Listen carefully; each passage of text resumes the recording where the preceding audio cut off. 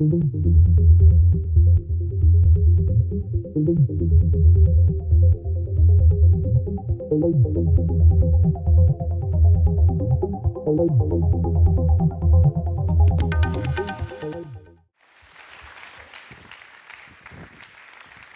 everybody. This is going to be really easy. I bike because I need to eat voodoo donuts, right?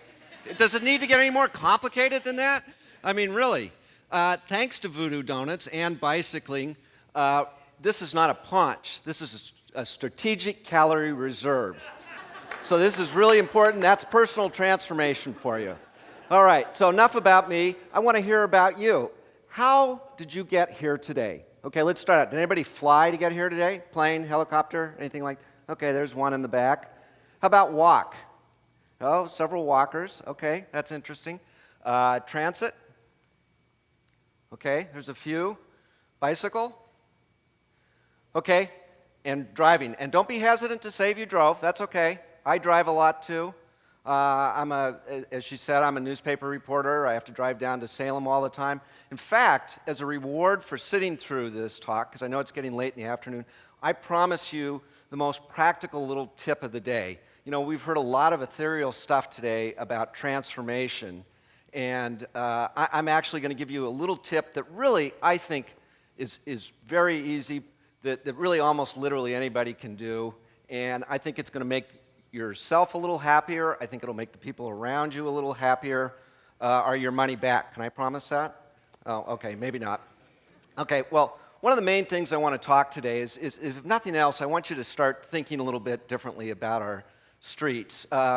It was very clear from seeing the hands go up that most people, most of the time, we're still driving.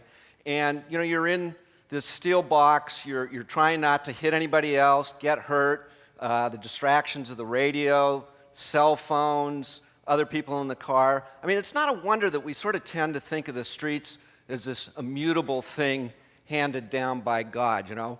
Moses, this road shall be 20 cubits, and forevermore shall it be that. Well, no, it really isn't that way. And to maybe give you a visceral understanding of this, I'm going to do sort of a wild thought experiment. Is anybody here familiar with steampunk? Everybody heard of that? Okay, there's a few. It's a science fiction genre, which Wikipedia helpfully explains as futuristic technology envisioned by Victorians. So, you know, everything's powered by steam, computers, you name it. And I'm thinking, well, what if everybody had steam-powered vehicles that were the size of locomotives? You know, because maybe that's what it takes if you're going to go 60 miles or 70 miles an hour in a steam-powered vehicle, is something the size of locomotives. And you say, well, that's crazy, I wouldn't do that. Yeah, but if your friend Tom next door had a locomotive, you'd say, yeah, I want one of those too. Guys particularly, trust me on this. You know, a BMW doesn't have anything on your own 50-ton locomotive. But think about this a little bit. If we had all developed as a society with locomotives, your average garage would have to be the size of your average McMansion.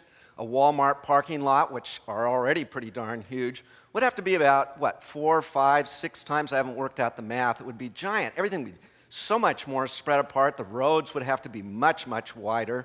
And you start to get a sense of just how different our whole infrastructure around us. Now imagine all of a sudden if everybody we developed a society where everybody drove cars the size of smart cars. Yes, I know it doesn't work. Where do you put the kids? The roof is not really practical.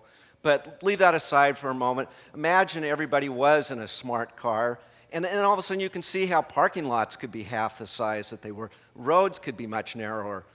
You wouldn't need as much space in garages. Well, you would if you could get all your junk out of the garage. But you get the point on this. And so it is not an immutable thing. And in fact, roads were built at very different times for different purposes. And one of the great beauties of Portland is that much of our road system was actually built before the automobile, and it's still serving us in really rather remarkable ways. The downtown was developed with very small blocks, relatively speaking, 200 feet by 200 feet, and that was because our city fathers who laid out the city at the time, they weren't thinking about automobiles. They were thinking about how can they get the most rents, and if you have lots of corners, you can rent those out for more money. Also, apparently, it made it easy to drain out the downtown during all the floods that they used to have before they put in the dam. So that was another reason for it. So at any rate, you have this very jewel-like downtown, and it's part of, to this day, that still contributes to a wonderful pedestrian atmosphere. You have the buildings broken up, you have light streaming in instead of tall buildings, big massive buildings blocking it. Same thing on the east side. We have what's known as streetcar neighborhoods there. Irvington, Alameda, all these neighborhoods, they were built really to service the streetcar, which needed a grid street system. That was the way to get people as close to their homes as possible. Then they could walk the last few blocks. And even today, that serves us very well because it makes for great walkable neighborhoods. You're not stuck on arterial streets all the time. They're great biking neighborhoods, even before the city started to do things to encourage bicycling. And they also make all these wonderful little commercial areas where people really want to be. And that's the thing about cities. When cities were having trouble after World War II, when the suburbs were booming and there were so many social problems, people were fleeing the cities, so many people thought the solution was, well, let's make them more like the suburbs. Let's convert them so that automobiles will work beautifully in the cities. We'll run a bunch of freeways down. And that really didn't halt what was the problem in cities. And it turned out people are looking for different things in cities. We're looking for the things that we've been kind of talking about today, those great interactions you have with people when you're rubbing up against all this wonderful diversity of people at food carts, other things like that. People love to mingle. People will often say, well, gosh, let's just go down to Mississippi or Alberta Street, Northwest 23rd, kind of wander around, see what's going on. I can't remember the last time I said, let's kind of go out to Canyon Road and go wander down past the car lots and see what we want to see. I mean, it's a different kind of thing, and that's really what cities have found is their salvation, and that's really, they found a different path here, and that's the crucial thing on that. Now, there's a conundrum, though, that comes with this, and that is that when these streets get popular, it gets harder to park. Anybody notice that? It's more difficult. And in fact, Donald Shoup, who is probably the primary parking expert guru in the world, he's a professor at UCLA, has done a lot of research on this. And the amazing thing is, in certain very popular areas, central cities and things like that, huge percentages of the population is essentially people circling the street looking for a parking space. He lives down in UCLA. Westwood Village down there is very popular if anybody's been there. Something like 25 to 30% of the traffic is people circling the block looking for a parking space. 35%, I think, was a figure I saw in a study in Manhattan. He dredged up one study, Freiburg, Germany. 74% of the downtown traffic was people looking for a parking space. I kind of have a little trouble believing that one, but I just report, you decide. I'm a journalist, remember? So clearly, you can see that we have a conundrum there, and I think that's one reason why you're going to see more people like me bicycling around. And maybe I'm kind of using the excuse of Trey Shannon's delicious donuts some, but the truth is I've really found as the city gets more lively, more interesting, all these streets that seem to spring up that were sort of nothing special before but have now become real destinations, that I have what I kind of call a 4 or 5 mile bike shed. And I find that I can bicycle to these places in not much of a time deficit to driving, and often a time advantage if parking turns out to be difficult in these places. I keep my strategic calorie reserve down at least a little bit, and I think you're going to start to see a lot more of this in cities. Certainly already I know I'm out cycling and I see so many young people that are, just taking bicycling as a matter of course. Of course you'd bicycle around the city. What's unusual about that? And I want to tell these kids, well, back in the 70s, it was damned unusual. You didn't see too many people doing this. So at any rate, you folks have been a really nice audience, and you're starting to think, okay, how is there anything practical about talking about steampunk locomotives and all this crazy stuff? So here's the very simple little tip I'm going to promise you. As Donald Shoup talked about, so much of driving is kind of circling the block looking for a parking space.